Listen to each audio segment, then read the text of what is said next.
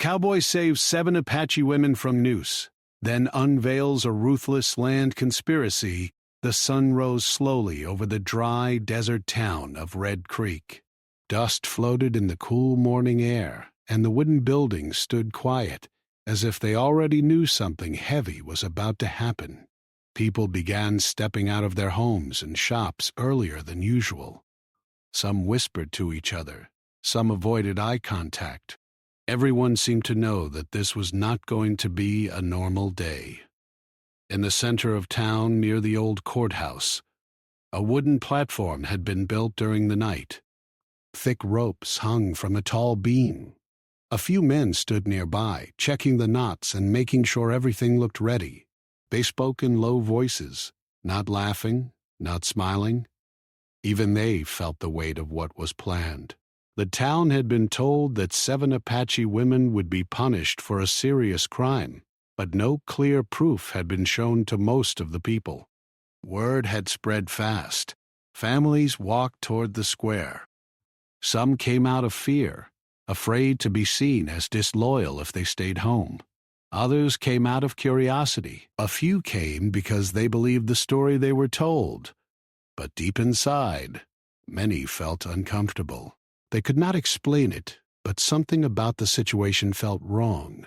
The jail door opened, and the sound of chains and slow footsteps echoed in the quiet street. 7 women were led out by guards. Their clothes were simple and worn. Their faces showed long nights without rest. Their hands were tied, but they walked with quiet strength. They did not cry out. They did not beg. They looked straight ahead, holding their heads high even though fear was clearly in their eyes. Some people in the crowd looked away. They did not want to see the women's faces. Others stared, trying to find signs of guilt. But what many saw instead were tired eyes and faces marked by worry, not by wrongdoing. A young boy in the crowd tugged on his mother's sleeve and asked what the women had done. The mother did not answer. She just told him to stay quiet. The sheriff stood near the platform, wearing a serious expression. He spoke loudly, repeating the same story that had been told for days. He claimed the women were responsible for an attack on a supply wagon. He said justice had to be served quickly to keep the town safe. His voice was firm, but his eyes kept moving. He looked at certain men in the crowd more than others. Those men were well-dressed compared to most townspeople. They were landowners and businessmen. They stood together, whispering, watching closely. Their faces showed no sadness, only impatience. To them, this day was something to get through, not something to think deeply about. They wanted it finished. Just as the crowd grew larger, a lone rider appeared at the edge of town. A tall cowboy rode in slowly, his horse tired from long travel. Dust covered his boots and coat. His face was rough from days in the sun and wind. He had no idea what he was riding into. He had only planned to rest, get water, and maybe find a meal before moving on. As he tied his horse near a post, he noticed the strange silence in the air. Towns were usually louder in the morning. People talked, wagons moved, shop doors opened with noise.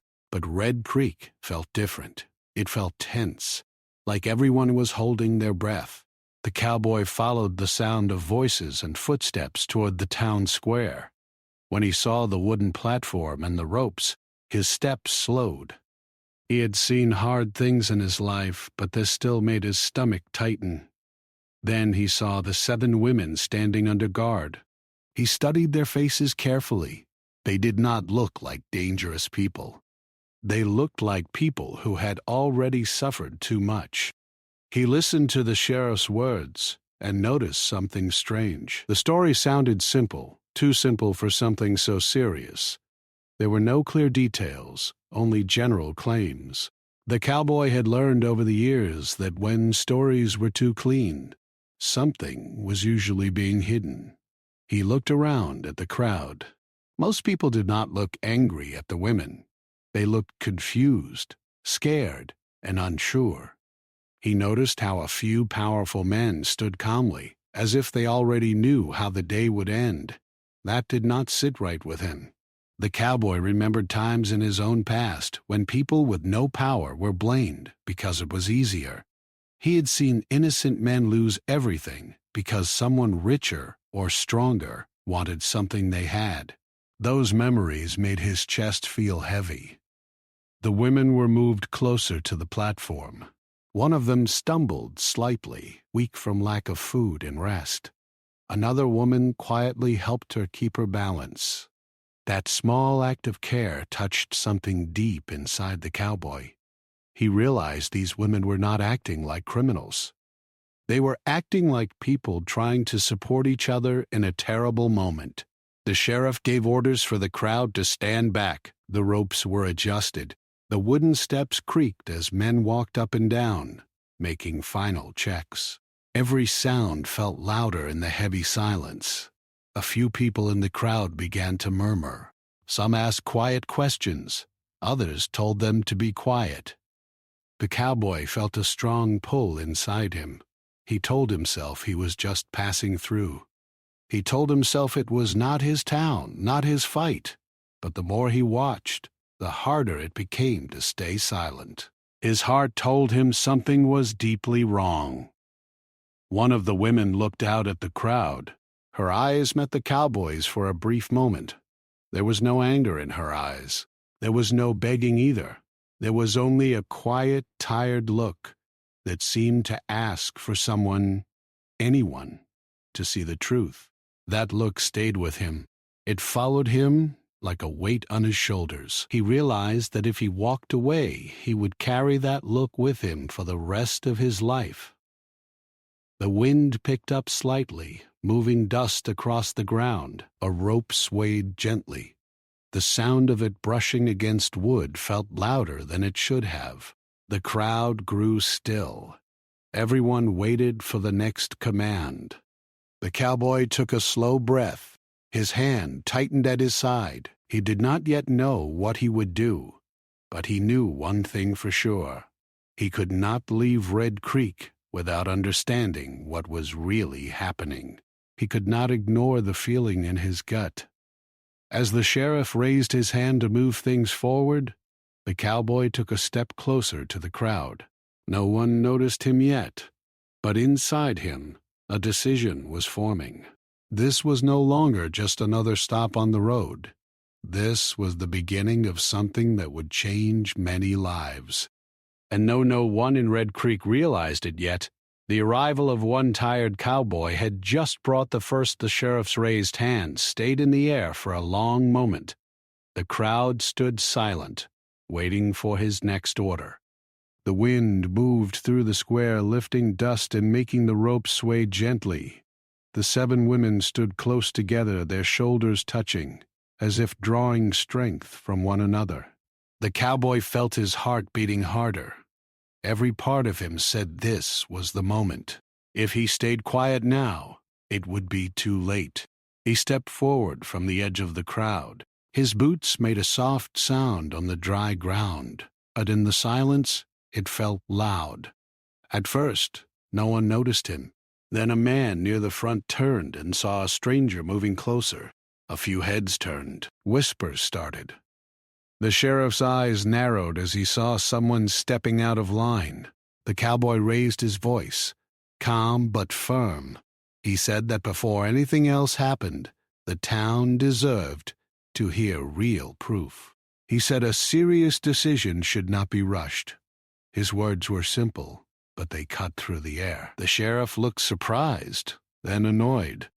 He asked who the cowboy was and what right he had to interfere. The cowboy answered that he was just a traveler, but he was also a man who believed in fairness. He said that if the women were truly guilty, there should be clear evidence that everyone could understand. Some people in the crowd nodded quietly. Others looked nervous. A few of the landowners frowned and shifted their weight. They did not like that a stranger was slowing things down. The sheriff tried to brush off the request. He repeated the same story about the supply wagon. But when the cowboy asked for names, dates, and clear witnesses, the sheriff's answers became shorter and less clear. The crowd noticed. A low murmur spread. One older man in the crowd spoke up, saying he had heard different stories. A woman whispered to her neighbor that she had never seen proof. The air began to change. What had felt like a fixed ending now felt uncertain. The cowboy kept his tone respectful. He did not insult anyone. He did not shout. He simply kept asking steady questions. Where were the witnesses? Why were the women held for days without a proper hearing? Why were they not allowed to speak for themselves? The sheriff's face grew tight. He warned the cowboy to step back and let the town handle its own business. But the cowboy did not move. He said that truth was everyone's business, no matter where a man came from. One of the 7 women took a small step forward. A guard quickly stopped her, but she spoke softly. She said they had not been given a chance to explain. She said they had been taken from their homes without being told clearly why. Her voice was tired but steady. Her words touched many in the crowd. A few people lowered their heads.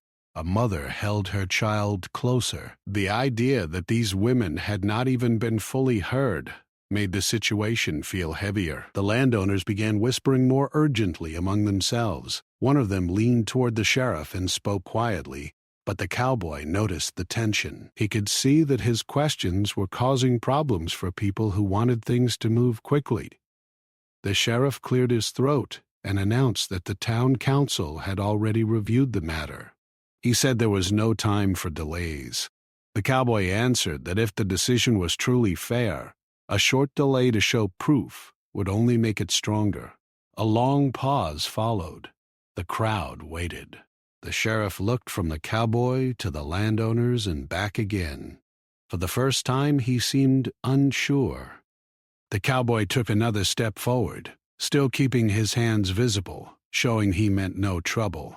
He spoke about times he had seen false blame used to take land, money, or power from people who could not defend themselves. He said he did not know these women, but he knew the signs of something not being right. Some townspeople began to see it too. A shopkeeper whispered that the land near the Apache families had become valuable. A farmer said he had heard talk of new deals and big money. These quiet comments spread like small sparks. The sheriff raised his voice, trying to regain control. He told the crowd to stop listening to rumors, but the damage was already done. The doubt had entered the square. The cowboy then made a simple request. He asked that the women be given time. He asked for a proper review, with clear witnesses and records. He said rushing would only bring regret later. One of the landowners finally spoke loudly. He said the town could not let outsiders tell them what to do. He said delays would only bring trouble. His voice was sharp and his face showed anger more than concern for justice. That reaction made some people uncomfortable. They began to wonder why he cared so much about speed. The cowboy noticed this and kept his eyes on the man for a moment, then returned his attention to the sheriff. The 7 women stood quietly, watching. Hope and fear mixed on their faces. They could see that the stranger was trying to help, but they also knew how powerful the men against them were. The sheriff finally lowered his raised hand. He said there would be a short delay to review the matter. He did not promise anything more, but it was enough to change the moment. The ropes were left hanging. The women were moved slightly away from the platform, still under guard, but no longer standing directly beneath the beams. A wave of mixed emotions passed through the crowd. Some felt relief, some felt anger, some felt confusion, but no one could deny that the stranger had changed the direction of the day. As the women were led back toward the jail, one of them looked back at the cowboy. This time, there was a small sign of hope in her eyes. It was not a smile, but it was something close to it. The landowners gathered together, speaking in low, serious voices. Their faces were hard. They were not used to being challenged, especially by someone with no ties to the town. The sheriff walked away with stiff steps. His shoulders were tight. He knew the delay would bring questions, and questions could bring trouble. The cowboy stood where he was for a moment, feeling the weight of what he had done. He knew he had made enemies. He also knew he could no longer leave quietly. Now people would be watching him. A few townspeople approached him quietly. One thanked him for speaking up. Another warned him to be careful. A third said he might want to leave before dark. The cowboy listened, but did not respond much. His eyes were already thinking ahead. He knew that delaying was only the first step. The real work would be finding the truth behind the charges. He felt certain that powerful people were hiding something. As the crowd slowly broke apart, Red Creek returned to a strange, uneasy calm. The platform still stood in the square, a dark reminder of how close the town had come to doing something it might never have been able to undo. The cowboy untied his horse but did not ride away. Instead, he led the horse toward a nearby stable. He had decided to stay. Whatever was happening in Red Creek, it was bigger than just one morning, and deep down he knew that stepping forward had only placed him at the beginning of a much larger and more dangerous truth. The town of Red Creek felt different after the crowd had broken apart. The square looked empty, but the tension had not left. It seemed to hang in the air, moving quietly through the streets and into every building. People went back to their shops and homes, but they did not return to normal work. Many kept looking over their shoulders, wondering what would happen next. The cowboy walked his horse into a small stable at the edge of town. The stable owner was an older man with tired eyes and a slow way of speaking. He looked at the cowboy carefully before offering a stall. The cowboy paid him and asked, in a casual way, what people in Red Creek were saying about the women and the land nearby. The old man hesitated. He glanced toward the door, making sure no one else was listening. Then he leaned closer and spoke in a low voice. He said that for weeks there had been talk of something valuable found on land near where the Apache families lived. He did not know exactly what it was, but he knew that big money had been mentioned. He also said that a few powerful men had been visiting town more often than usual. The cowboy thanked him and left the stable with his thoughts heavy. He walked slowly through town, noticing things he had not paid attention to before. He saw new locks on certain offices.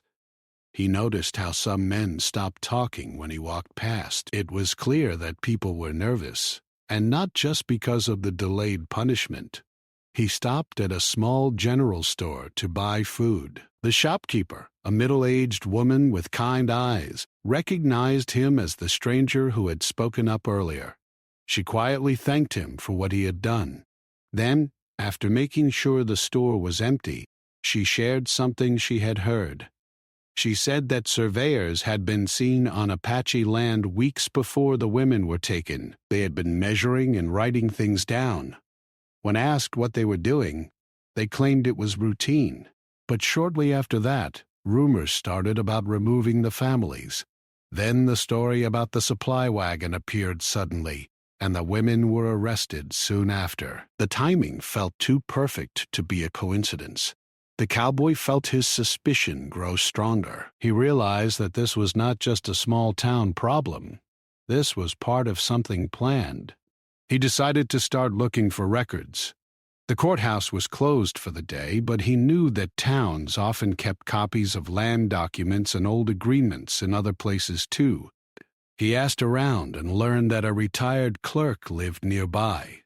The man had worked in the courthouse for many years before stepping down. The cowboy found the clerk's small home on a quiet street. The clerk was careful at first, not wanting trouble. But when the cowboy explained that he was trying to prevent a serious wrong, the clerk slowly opened up. He brought out old papers and dusty folders from a wooden chest. They sat at a small table and went through the documents. Some were faded and hard to read, but the clerk knew where to look. He pointed out agreements that showed the Apache families had been given clear rights to their land years ago. The papers had official marks and signatures. The cowboy asked if any new documents had been added recently.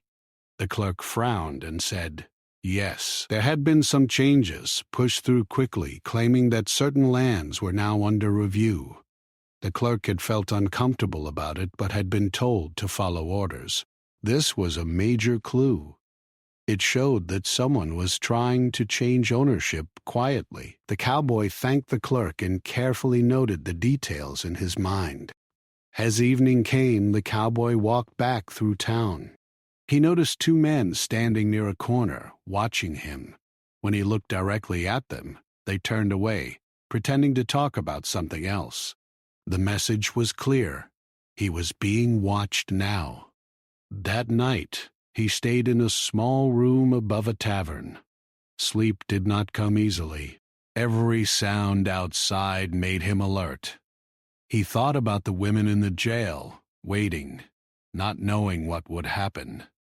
He thought about how easily powerful people could change lives for their own gain. Early the next morning, he returned to the streets. He visited a farmer who lived near the Apache land. The farmer was nervous, but finally agreed to speak. He said he had seen strangers on the land, placing markers and talking about future plans. He also said he had been offered money to keep quiet. That made things even clearer. Money was moving behind the scenes. The women were not the real target. The land was. The cowboy also spoke with a young man who worked for one of the landowners. The young man felt guilty and scared.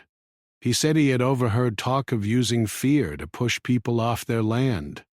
He did not want to say too much, but what he did say matched what the cowboy was already finding. Piece by piece, the truth started to form. The supply wagon story had been used as an excuse. It gave the town leaders a reason to act fast and scare others into staying quiet. The women had been chosen because they were seen as easy targets. The cowboy wrote down names, dates, and places. He kept the notes hidden inside his coat. He knew that if these were found, they could be destroyed. At one point, as he walked near the jail, he caught a glimpse of the women through a small window. They were sitting close together. One of them looked up and saw him outside. Their eyes met again. This time he gave a small, careful nod, hoping it would give them some comfort. He wanted to speak to them, but he knew that could draw attention. Instead, he focused on gathering more proof. By afternoon, word had spread that the stranger was asking too many questions. Some people avoided him. Others quietly pointed him toward helpful sources. A few warned him that powerful men were unhappy. One man told him that a large meeting had been held in secret days before the women were taken. Only certain people had been invited. The topic had been future development of the land. The cowboy could not get proof of that meeting. But even the rumor added to the pattern. The deeper he looked, the clearer it became. This was not about safety or justice. It was about removing people who stood in the way of profit. As the sun began to lower, the cowboy felt both tired and determined. He now had enough pieces to see the full picture, even if he did not yet have every document in his hands. He stood on the edge of town, looking out toward the distant land where the Apache families lived. He imagined what it would feel like to have strangers decide your future without your voice. The thought made his jaw tighten. He knew the next step would be dangerous. Taking this information to the sheriff or town leaders would put him directly in the path of people who did not want the truth to come out. Still, he had not come this far to turn back. The women's faces stayed in his mind. Their quiet strength reminded him why he had to continue. That night, as Red Creek settled into uneasy sleep, The cowboy sat alone, going over everything he had learned. He now understood that the land conspiracy was real, and that powerful men had gone to great lengths to hide it. The story that had been told in the square was only the surface. Underneath it was a carefully planned effort to take what did not belong to them. And now, because one stranger had asked too many questions, that plan was in danger of being exposed. Morning came to Red Creek with a strange stillness. The sky was clear, but the town felt heavy, as if everyone sensed that something important was about to happen. The cowboy woke early, already dressed, his thoughts racing with everything he had learned. He knew that this day could decide the future of the 7 women and their families. He went over his notes one more time, checking names, places, and details in his mind. He did not carry many papers with him, knowing that written proof could be taken or destroyed. Instead, he memorized the key points and kept only a few small items hidden safely. As he stepped outside, he noticed 2 men standing across the street. They pretended to be talking, but their eyes followed him. The cowboy did not react. He walked calmly, showing no fear, but inside he was alert. He knew that powerful people were trying to see what he would do next. He made his way toward the courthouse. The building looked ordinary, but today it felt like the center of everything. A few townspeople stood nearby, whispering. Some looked at him with hope. Others looked at him with worry, as if they feared he might bring trouble down on them too. The sheriff was inside, speaking with 2 well-dressed men. The cowboy waited until they left. When he entered, the sheriff looked tired and tense. His face showed that he had not slept well. The cowboy spoke calmly. He said he had learned new information about the land and the arrests. He did not accuse the sheriff directly at first. Instead, he explained what he had found and asked the sheriff to look at the situation honestly. The sheriff listened, but his eyes showed conflict. He said that he was under pressure. He admitted that certain men in town had strong influence. He did not say names, but he did not have to. The cowboy already knew who they were. The cowboy then made it clear. He said that innocent people were being used so others could gain land and money. He said that if the truth came out, it would be painful, but hiding it would be worse. The sheriff rubbed his face and sighed. He said that once powerful people are involved, things become dangerous. The cowboy replied that things were already dangerous for the women sitting in jail for something they did not do. There was a long silence. Finally, the sheriff agreed to allow a public review. He said that some witnesses and documents would be brought forward. He did not promise full justice, but it was a step. Word spread quickly. By midday, people were gathering near the courthouse again. This time, the mood was different. It was not a crowd waiting for punishment. It was a crowd waiting for answers. The 7 women were brought out again, but this time they were seated, not placed under the wooden beams. That alone changed the feeling of the square. Some people noticed and felt a small sense of relief. The landowners arrived, looking confident but tense.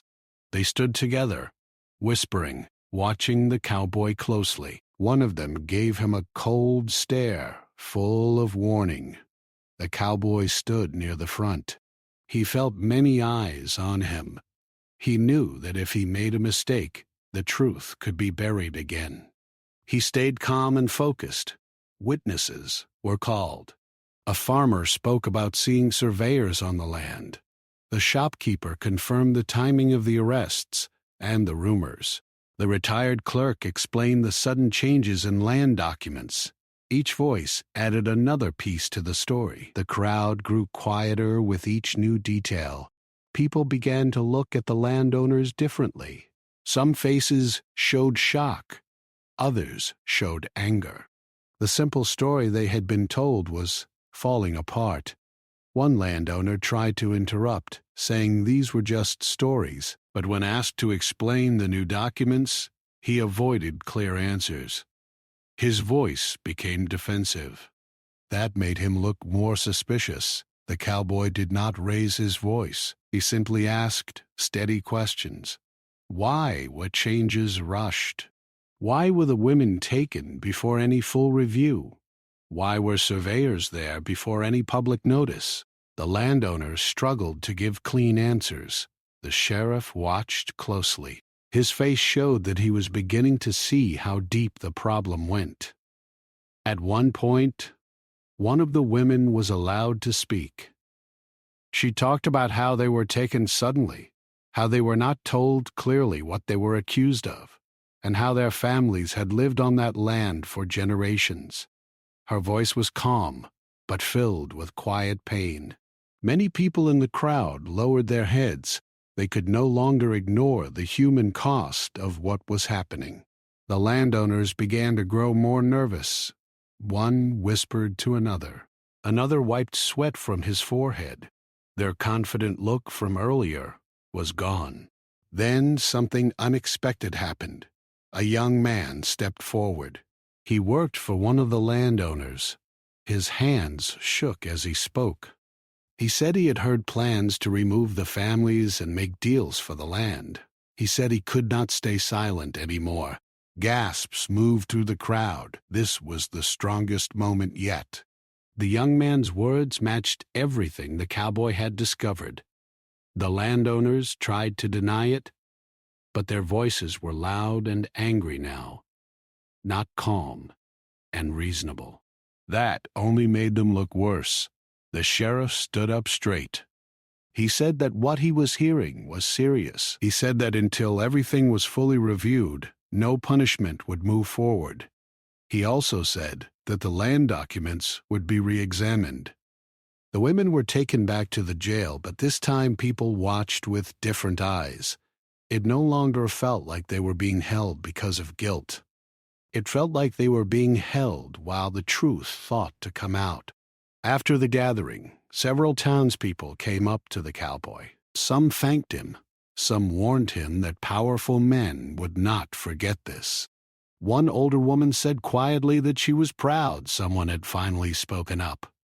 The cowboy felt the weight of it all. He knew that even though progress had been made, the danger was not over. People who stood to lose money and land would not give up easily. That evening, as he walked back to his room, he noticed footsteps behind him. When he turned, the street was empty, but he could feel that he was no longer just a traveler.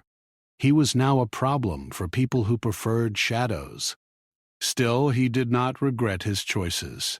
He thought of the women, their families, and the future that depended on what happened next. The town of Red Creek was standing at a turning point. Lies were being challenged. Power was being questioned.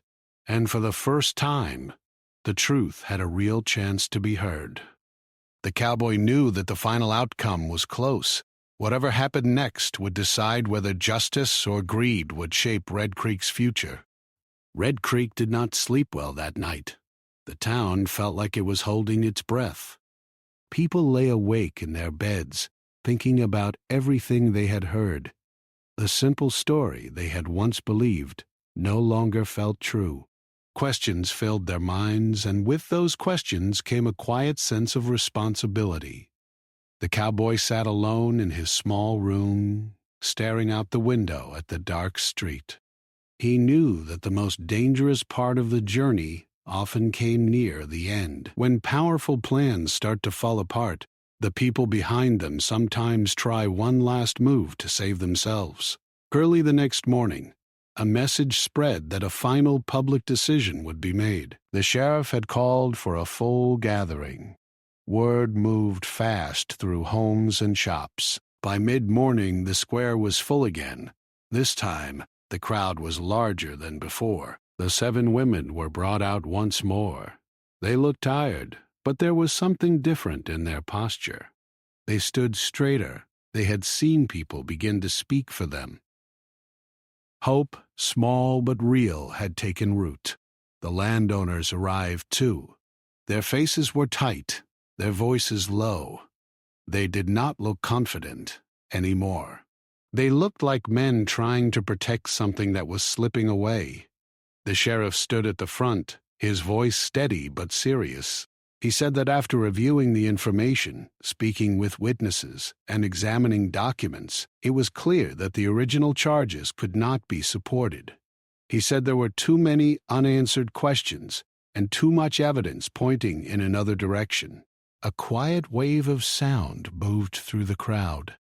Some people gasped, some nodded, some looked relieved. The sheriff continued. He said that the women would not face punishment. He said they would be released. For a moment, no one moved. Then the meaning of his words reached the women. One of them covered her mouth in shock. Another closed her eyes and took a deep breath.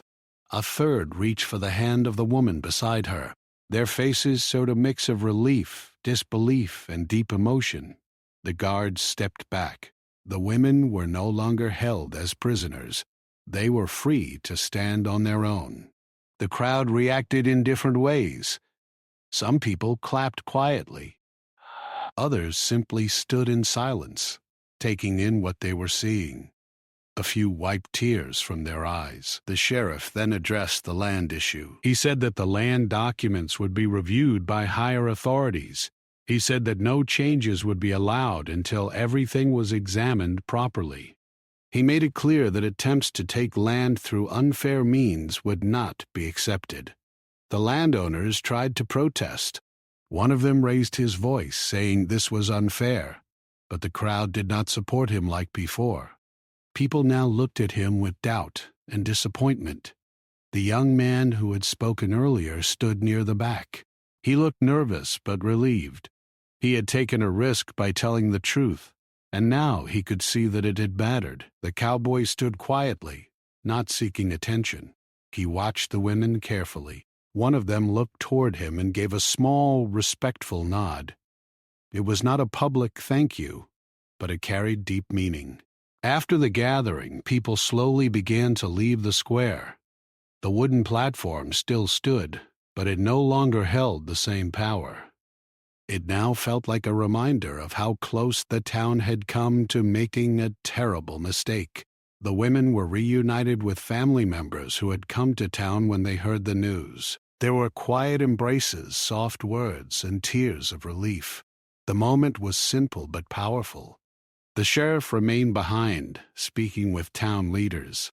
He looked older than before, as if the weight of everything had settled on him all at once. He knew that his role in the situation would not be forgotten.